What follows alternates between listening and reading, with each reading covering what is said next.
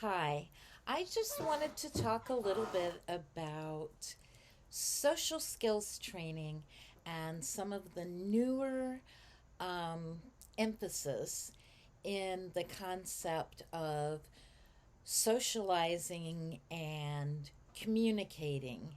And part of that, or a lot of that, deals with perspective taking and joint attention. I know there is a lot of discussion about social narratives and perspective taking.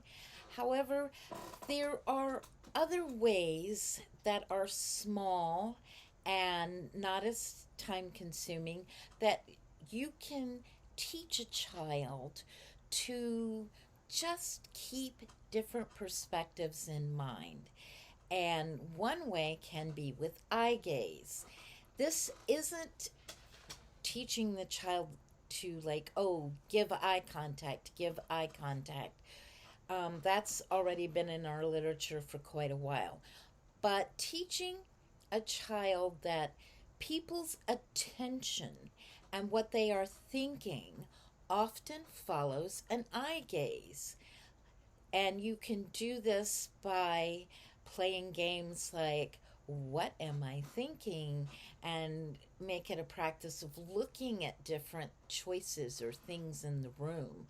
You could be looking at a lunchbox, and in the beginning, you can say, what am I looking at? And then you take your gaze and you look at an object, let's say this, and you're looking at the object, and the student is sitting right in front of you, and you go, what am I looking at? And they will say rabbit, hopefully, or point or gesture to the rabbit. And then you can do this and have the student also engage by looking at something, and you can say, oh, you're looking at the rabbit, maybe you want to play with the rabbit, so that eye gaze becomes a form of communication. And then you can gradually grow this concept to, what am I thinking? For instance, you could look at a lunchbox, and when the students points or gestures or hands you the nonverbal indicator that you are gazing at a lunchbox, then you can say, and what am I thinking? And he might say, thinking about a lunchbox. And you might, no, I'm thinking about eating lunch. You can look at the clock and say, oh, what am I looking at? Yes, I'm looking at the clock, but I'm thinking about the time. And that's one way to just beginning to play certain games with students that can help them think about the perspective of others. This can also help your typically developing students.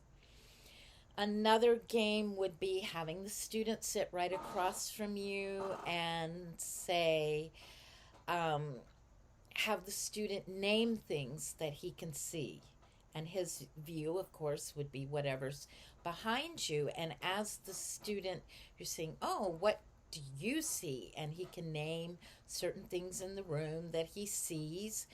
And then you could ask, what do you think I see? And don't be surprised if even some higher functioning people with autism don't automatically grasp that what you see is behind them. So they would have to turn to engage in your perspective in order to name some of the things that you see. These are just some typical small little games or things that you can do that will help students learn about the perspective of others and to keep that thought in their heads that, yes, others have a perspective and that perspective differs from mine. I just thought I'd share those because I know when we read articles, they say things like, oh, practice joint attention, do strategies that help a person get the perspective of another, but sometimes they don't always share exactly what those strategies are. So I thought I'd take a little time and share some with you. Thank you.